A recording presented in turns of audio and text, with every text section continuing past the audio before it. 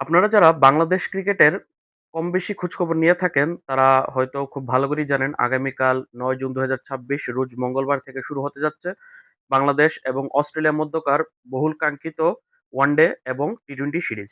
আগামীকাল মঙ্গলবার সকাল ১১টার সময় মিরপুর শেরেবাংলা ন্যাশনাল ক্রিকেট স্টেডিয়ামে প্রথম ওয়ানডে ম্যাচে মুখোমুখি হবে মেহেদী হাসান মিরাজের নেতৃত্বাধীন বাংলাদেশ ওয়ানডে দল এবং জশ ইংলিশের নেতৃত্বাধীন অস্ট্রেলিয়া ওয়ানডে দল। আজ ৮ জুন সোমবার দুপুরে কিন্তু মিরাজ এবং জশ ইংলিশের উপস্থিতিতে কিন্তু ট্রফি উন্মোচন অনুষ্ঠান অনুষ্ঠিত হয়ে গিয়েছে। আগামীকাল ৯ জুন থেকে ২১ জুন মিরপুর এবং চট্টগ্রামে ৩ টি করে ওয়ানডে এবং ৩ টি করে টি-টোয়েন্টি ম্যাচের সিরিজ অনুষ্ঠিত হবে। যে ম্যাচগুলো অনুষ্ঠিত হবে ৯, ১১ এবং ১৪ জন ৩ টি ওয়ানডে ম্যাচ, তারপর ১৭, ১৯ এবং ২১ জুন ৩ টি টি-টোয়েন্টি অনুষ্ঠিত হবে চট্টগ্রামের বিশিষ্ট মতিউর রহমান ক্রিকেট স্টেডিয়ামে। অলরেডি গত সপ্তাহে গত ৩ জুন কিন্তু বাংলাদেশ ক্রিকেট বোর্ড ১৫ সদস্যের ওয়ানডে স্কোয়াড ঘোষণা করেছে প্রথম ২ টি ওয়ানডে ম্যাচের জন্য। অর্থাৎ আগামীকাল ৯ তারিখ মঙ্গলবার এবং আগামী ১১ তারিখ বৃহস্পতিবার এই প্রথম ২ টি ওয়ানডের জন্য তারা ১৫ সদস্যের স্কোয়াড ঘোষণা করেছে। শেষ ওয়ানডের জন্য তারা কিছুদিন পর স্কোয়াড ঘোষণা করবে এবং ১৫ সদস্যের ওয়ানডে স্কোয়াডে কিন্তু সবশেষ যে গত যেই এপ্রিলে যে নিউজিল্যান্ডের বিপক্ষে বাংলাদেশ যে সিরিজটা খেলেছিল ঘরের মাঠে, সেই স্কোয়াড থেকে ২ টা পরিবর্তন এসেছে।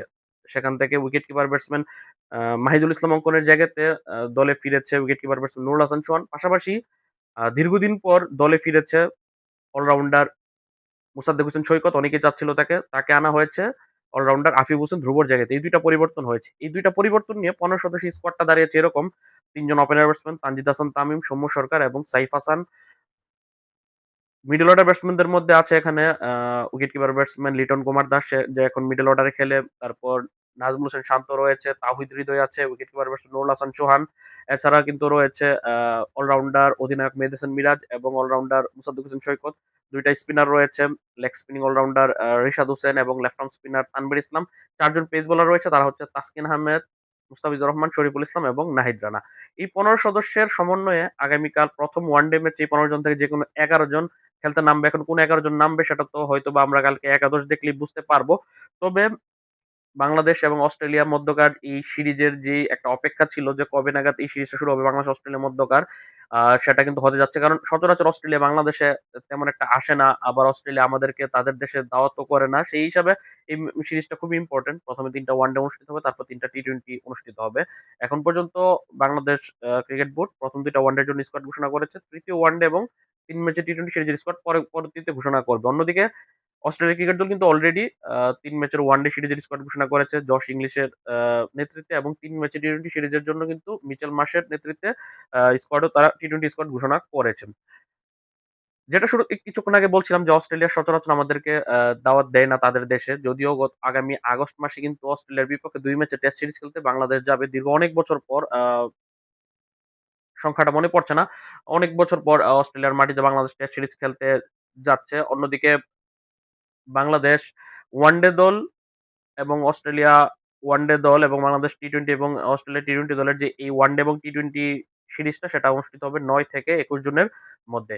৩ টা ওয়ানডে ম্যাচ ৯, ১১, ১৪ জুন, যেটা কিছুক্ষণ আগেই বললাম। ৩ টা ওয়ানডে মিরপুরে অনুষ্ঠিত হবে সকাল ১১ টায় এবং ৩ ম্যাচের টি-টোয়েন্টি সিরিজ চট্টগ্রামে অনুষ্ঠিত হবে দুপুর ২ টায়। এখন আগামীকাল যে প্রথম ওয়ানডে ম্যাচ, সেই ওয়ানডে ম্যাচ নিয়ে আপনার প্রত্যাশা কতটুকু সেটা অবশ্যই জানাবেন এবং আমাদের সকলেরই জানার কথা বাংলাদেশ কিন্তু অস্ট্রেলিয়াকে ওয়ানডেতে ১ম বার এবং শেষবার হারিয়েছিল ২০০৫ সালে মোহাম্মদ আশরাফুল এর কল্যাণে। সেই ম্যাচটা কিন্তু আমরা তাদেরকে হারিয়েছিলাম। ২১ বছর পর সুযোগ এসেছে দ্বিতীয়বার তাদেরকে ওয়ানডেতে হারানোর। অর্থাৎ তাদের সাথে আমরা যতগুলো ওয়ানডে ম্যাচ খেলেছিলাম খুব সম্ভবত ১৯ থেকে ২১ টা বা ২২ টা মোট ওয়ানডে ম্যাচ খেলেছি আমরা, যার মধ্যে থেকে আমরা মাত্র একটা মাত্র জয়লাভ করেছি। বাকি সবগুলো কিন্তু আমরা হেরেছি বা বৃষ্টির কারণে পরিত্যক্ত হয়েছে। এখন বাংলাদেশের কাছে সুযোগ দ্বিতীয় ওয়ানডে ম্যাচ জয়লাভ করার। আগামীকাল একটা গুরুত্বপূর্ণ একটা সুযোগ। ৩ ম্যাচের ওয়ানডে সিরিজে বাংলাদেশ সিরিজ জিতবে কিনা সেটা তো পরের কথা। আমরা দীর্ঘ ২১ বছর হলো তাদেরকে ওয়ানডে হারাতে পারছি না, ১ম ওয়ানডেতে হারানোর পর। তাই এই ওয়ানডে ম্যাচটা খুবই ইম্পোর্টেন্ট এবং এই ওয়ানডে সিরিজটা খুবই ইম্পোর্টেন্ট। অন্যদিকে টি-টোয়েন্টি সিরিজে যদিও বাংলাদেশ টি-টোয়েন্টিতে অস্ট্রেলিয়াকে ঘরের মাঠে ২০২১ এ সম্ভবত হারিয়েছিল ৪-১ এ মিরপুরে। ১০ দিন বা ৮ দিনের ব্যবধানে কিন্তু ৫ টা টি-টোয়েন্টি ম্যাচ হয়েছিল কোভিডের সময়। তখন তাদেরকে বাংলাদেশ ৪-১ এ হারিয়েছিল টি-টোয়েন্টিতে। তবে এখন কিন্তু পরিস্থিতিটা খুবই ভিন্ন। দেখার বিষয় টি-টোয়েন্টিতে পরবর্তীতে কি করে সেটা নিয়ে তো আমরা আলোচনা করব। তবে ওয়ানডে সিরিজ খুবই গুরুত্বপূর্ণ। সেটা কিন্তু এই রেকর্ড বলেই দেয় যে ২০০৫ এ ১ম এবং শেষবার আমরা তাদেরকে হারিয়েছিলাম। তারপর তাদেরকে আমরা ২১ বছর যাবৎ হারাতে পারিনি। এখন একটা মোক্ষম সুযোগ তাদেরকে হারিয়ে রেকর্ডের পাতায় নিজেদের নাম লেখার। এখন দেখার বিষয় মেহেদী হাসান মিরাজের নেতৃত্বের দল কিরকম করে। যদি রেকর্ডের কথা বলি ওয়ানডেতে সবশেষ ৩ টি ওয়ানডে সিরিজ বাংলাদেশ ঘরের মাঠে কিন্তু জিতেছে এবং সবশেষ ৩ টি সিরিজ ছিল গত এপ্রিলে নিউজিল্যান্ডকে ঘরের মাঠে ২-১ এ বাংলাদেশ হারিয়েছে।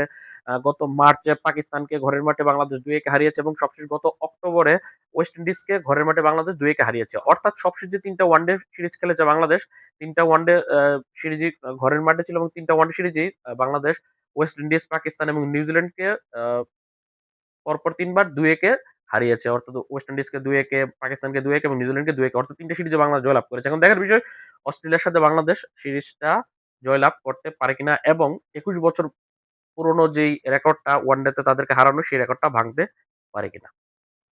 ভিডিওটি কিরকম লাগলো সেটি অবশ্যই কমেন্টে জানাবেন। যারা ফেসবুকে ভিডিওটা দেখছেন অবশ্যই ভিডিওটা শেয়ার করে দিবেন। আর যারা ইউটিউবে দেখছেন অবশ্যই ভিডিওতে লাইক দিয়ে, কমেন্ট করে এবং সাবস্ক্রাইব করে পাশে থাকবেন। আল্লাহ হাফেজ।